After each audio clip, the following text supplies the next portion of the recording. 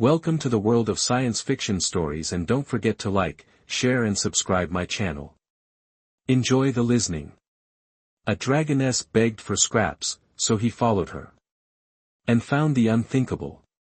Farmer Jax Thornburg was having what humans called one of those days.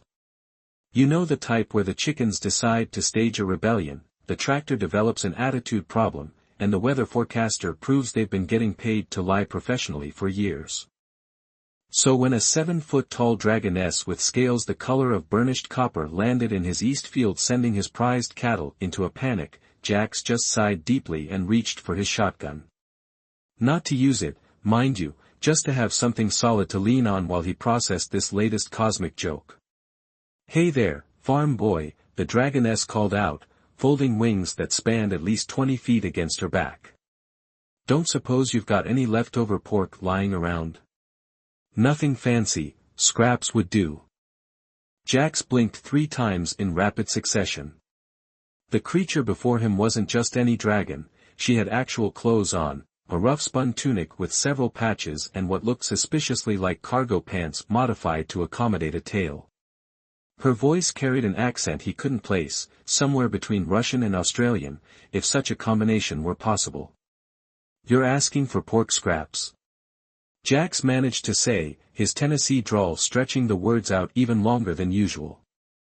The dragoness rolled her eyes, actual, honest-to-goodness emerald green eyes with vertical pupils.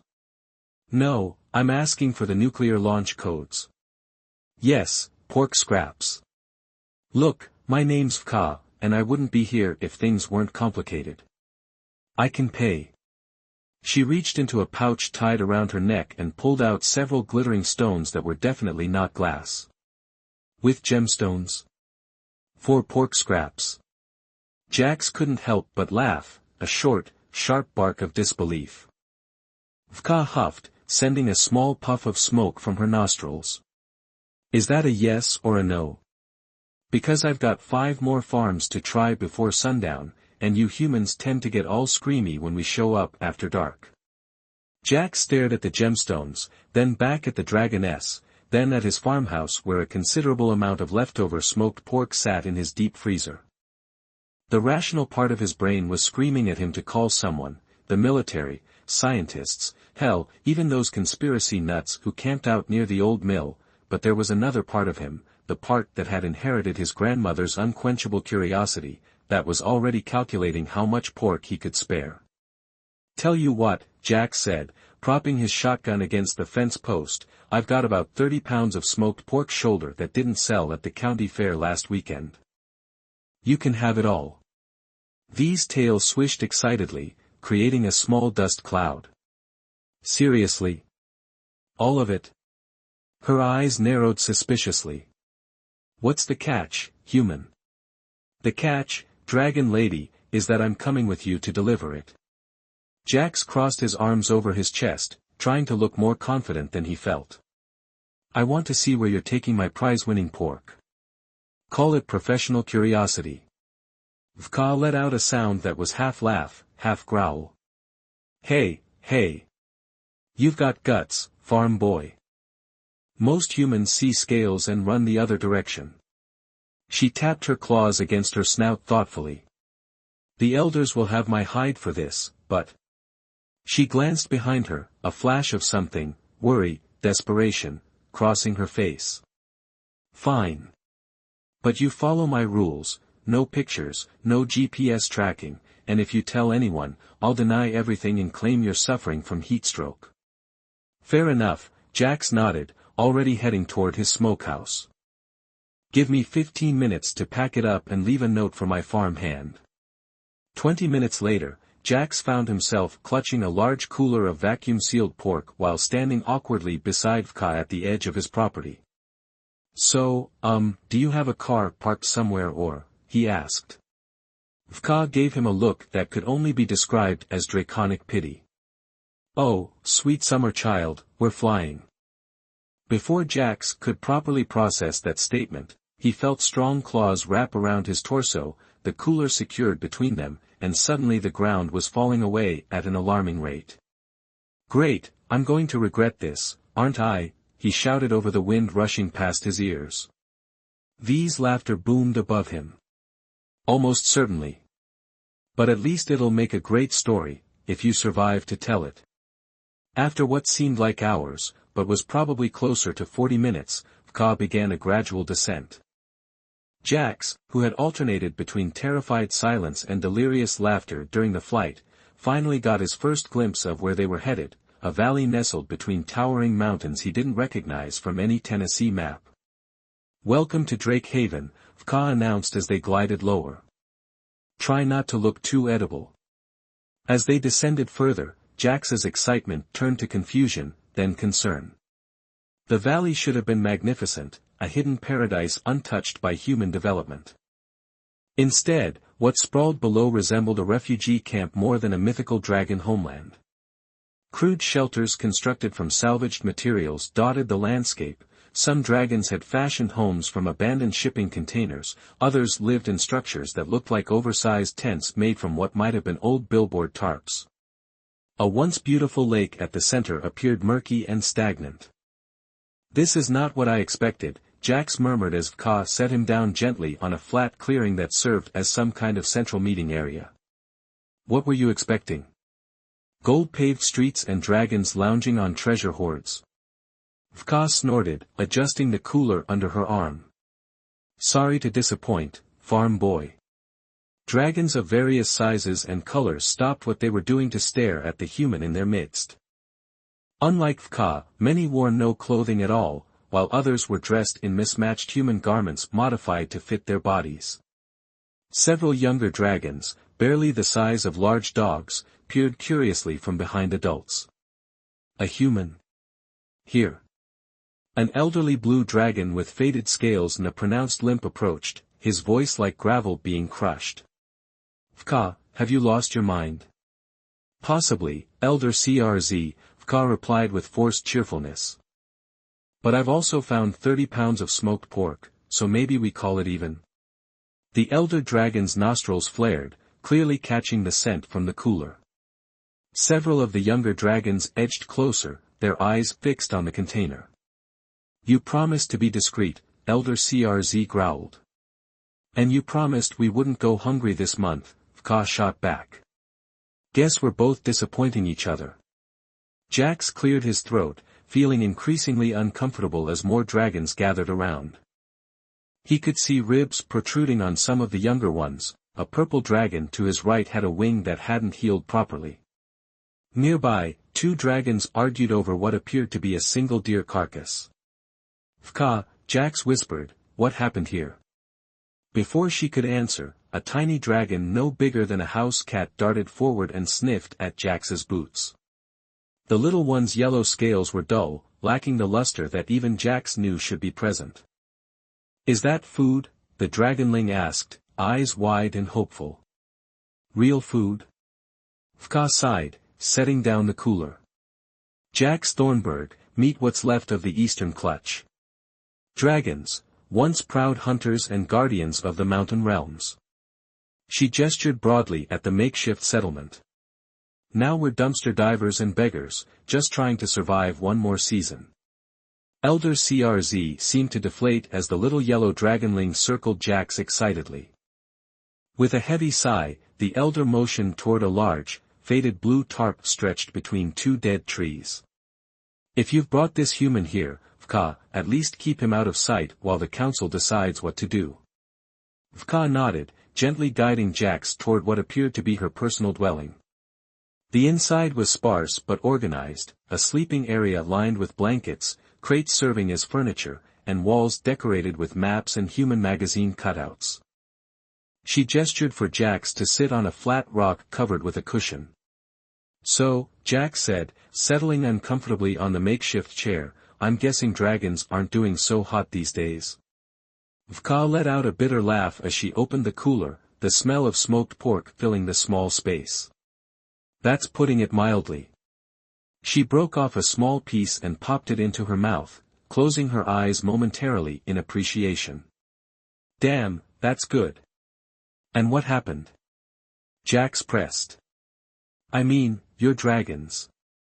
Aren't you supposed to be, I don't know, apex predators or something.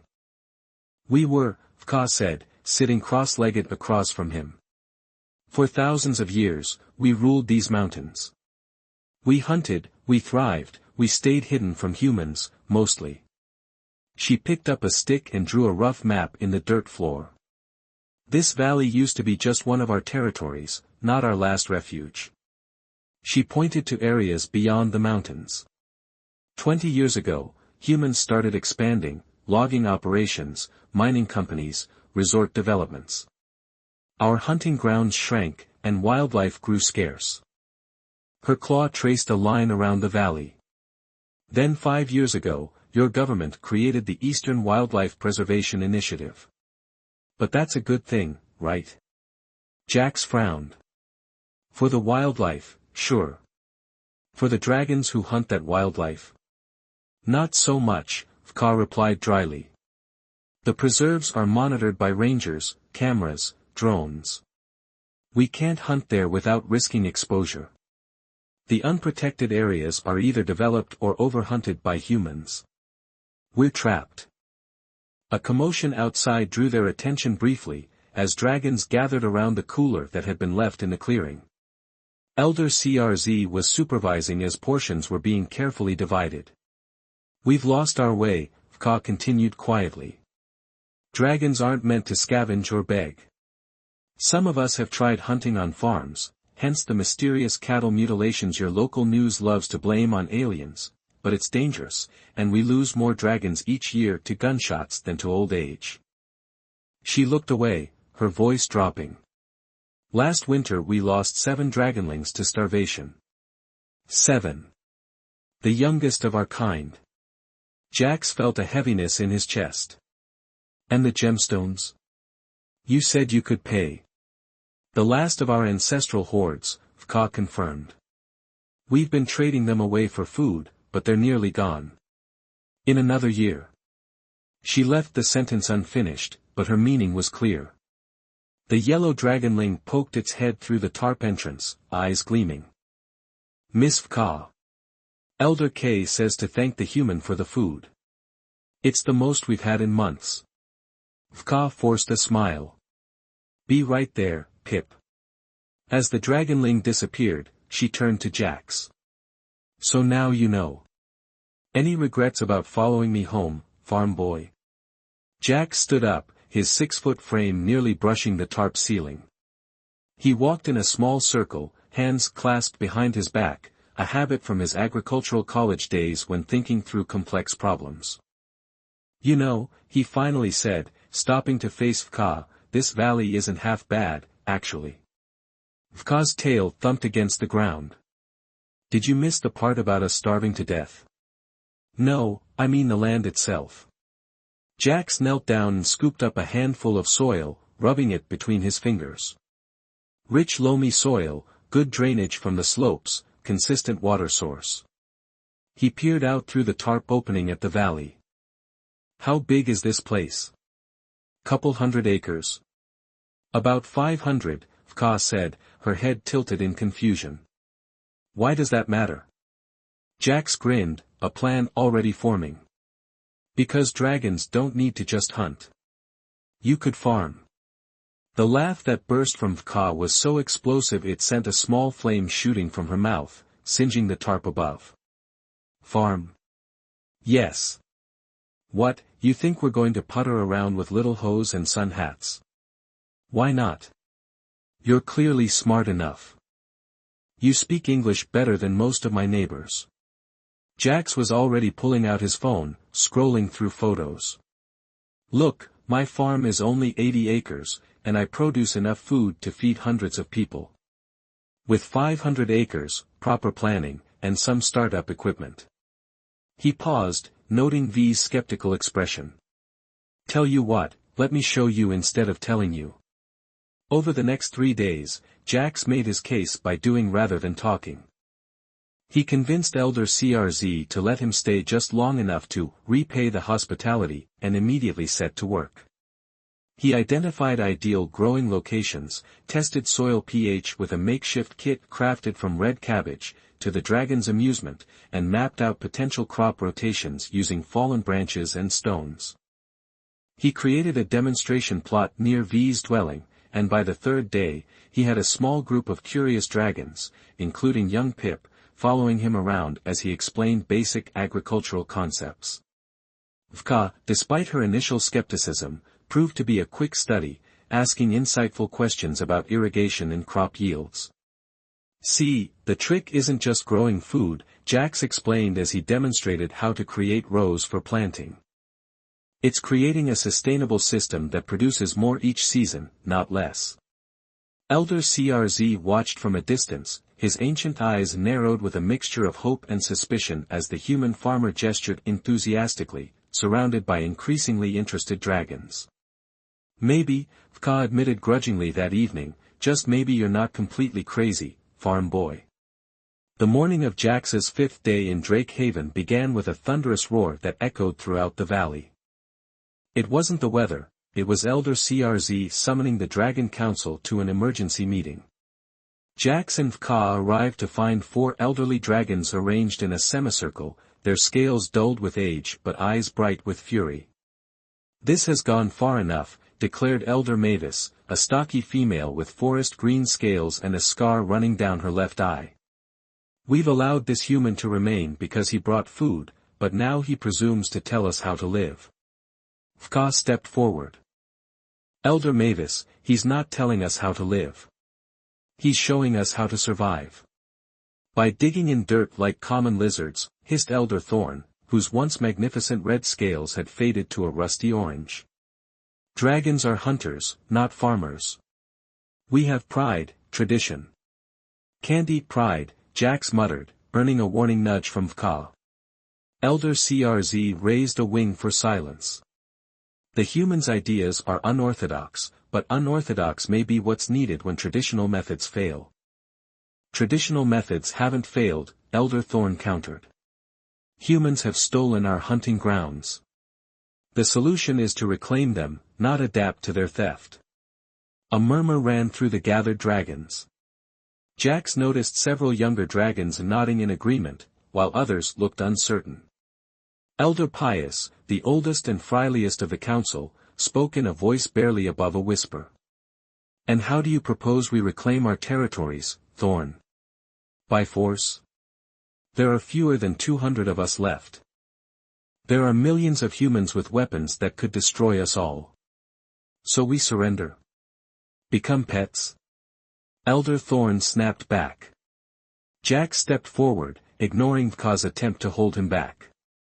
"With all due respect, there's nothing submissive about feeding yourselves. My great-grandparents were subsistence farmers during the Great Depression. They didn't see it as losing their pride, they saw it as taking control of their destiny." Elder Mavis snorted, sending twin plumes of smoke from her nostrils. "We don't need human history lessons. But maybe we need human farming lessons," came a voice from the crowd. It was Garrick, a middle-aged bronze dragon who had shown particular interest in Jax's irrigation plans. The crowd divided, with younger dragons largely supporting exploration of Jax's ideas while the older generation remained skeptical. The argument grew heated, with accusations of betraying dragon heritage on one side and clinging to dying traditions on the other. Finally, Elder CRZ slammed his tail against the ground, creating a small tremor. "Enough. The council will deliberate. Until then, the human may continue his demonstrations, but no permanent changes to our valley. Not yet." As if the universe had a cruel sense of timing, the crisis hit just 3 days after the contentious council meeting. A torrential downpour, the worst in decades according to Elder Pius, flooded the valley's lower section where many dragons had stored their meager food reserves. What little remained of their winter stockpile was ruined by muddy water and debris. Jax stood with Vka on higher ground, watching as dragons salvaged waterlogged meat and fish from their storage pits. The desperate scene unfolded beneath a relentless rain that seemed determined to wash away the last of their hope.